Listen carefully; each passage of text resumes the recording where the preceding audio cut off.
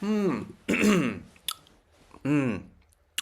Greetings and welcome to the energy of Libra. This is Ron from Tarot of the Twin Sun. Tarot of the Twin Sun is a functional division within the Order of the Twin Sun. We'll be focusing on the seventh house, the energy of Venus, as well as primarily Libra. This is a reading for Libra energy for the month of April 2023, and this is a snapshot from the day of the 6th on the full moon in your sign in Libra. Okay. Now, the interesting thing is that this activates a very important relationship.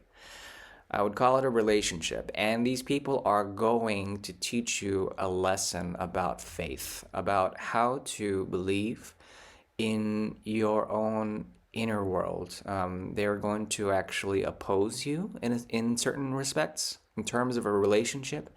There is there's no reservation here. I think this is going to be a very powerful connection, and boundaries will be sort of transgressed. They will be negotiated. Boundaries will be sort of negotiated with at least one or two relationships during this time period in April. It would help to define who you are on an auric level. Okay, that's AURIC, auric. And it will help to define essentially how you self-represent yourself, how you are glowing, how your aura is essentially. And you might find that there could be a type of conflict within a particular relationship or even two. The thing is that Jupiter is watching over this relationship with the Sun conjunct Jupiter.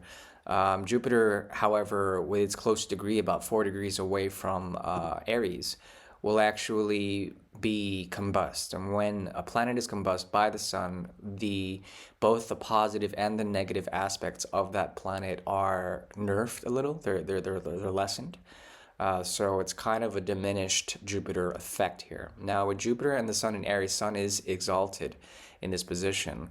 There is a very strong conscious aspect about this person that actually there's a code of wisdom behind what they say, what they do, how they express themselves. Okay, so this particular relationship is going to be untouched by other aspects. So that's good. It's going to be a very pure thing. And with the moon's energy waxing to full completion on the 6th of April, essentially, you're going to be gifted with quite a bit in terms of how far your Libra placement is, okay?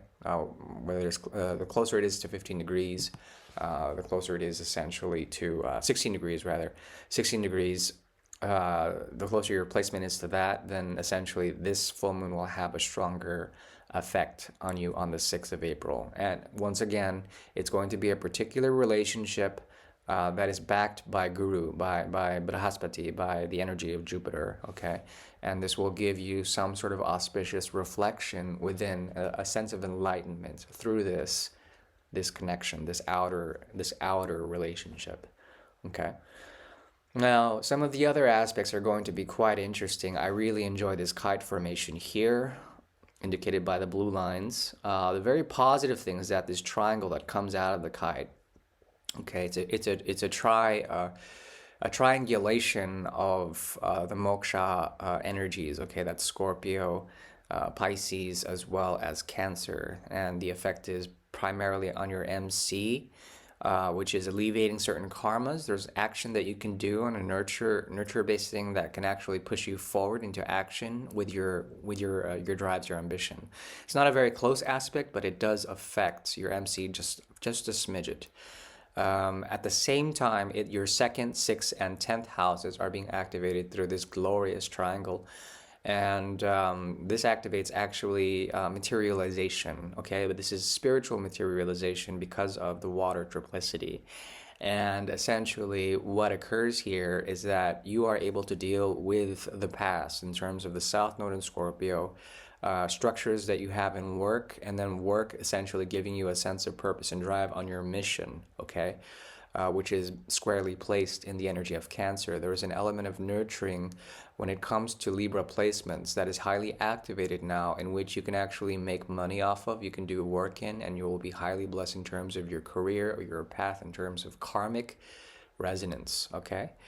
There also is a possibility here of some very deep and intense esoteric learnings through the energy of uh, the North Node or Rahu conjunct Mercury in Taurus. Now, this placement is going to be very interesting in that it activates some of the deeper aspects of your own mystical path. Okay.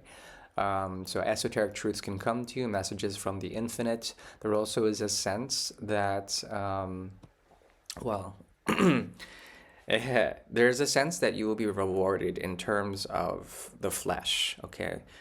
This is desire in the flesh, there's sensuality in the flesh, the word made flesh, and essentially there's a very deep creative aspect here that has to do with procreative tendencies, okay? So there's going to be a lot of possibility for really, really, really good pleasurable experiences with other people, with yourself, with sensuality in general. So the senses are going to be elevated, and because they're activating your 8th house in Taurus, Venus's energy will be celebrated as well. Now, Venus is placed currently, at least for the month of April, in Taurus. So this is about, yeah, it is all activating your 1st house.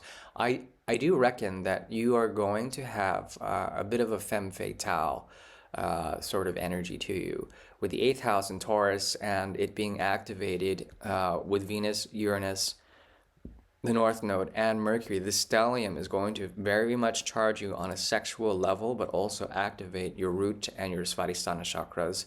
I believe it's Svadhisthana, which is second chakra around the pelvic area.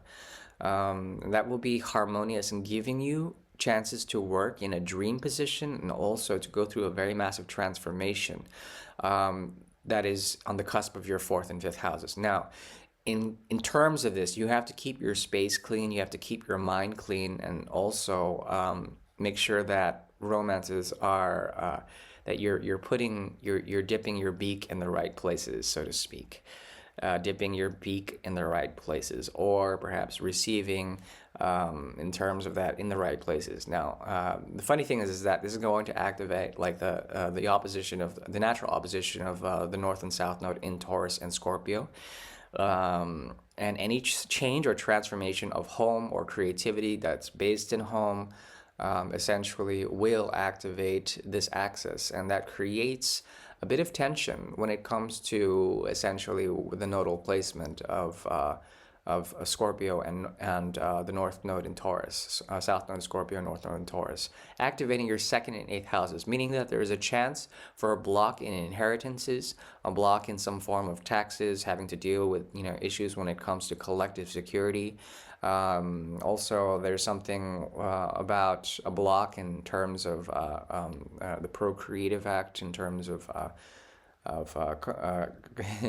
in terms of something very nitty gritty or essential in that sense. But you have to realize that this axis, it activates your 2nd and 8th house, and it's through the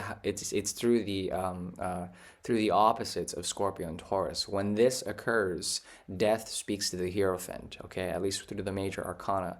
And when this occurs, essentially, there's something that needs to die out or be sacrificed on a material level and go through a death sequence. And that speaks of a lot of things, including sexual undertones, wherein there's the little death that actually produces orgasmic transcendence, let's say.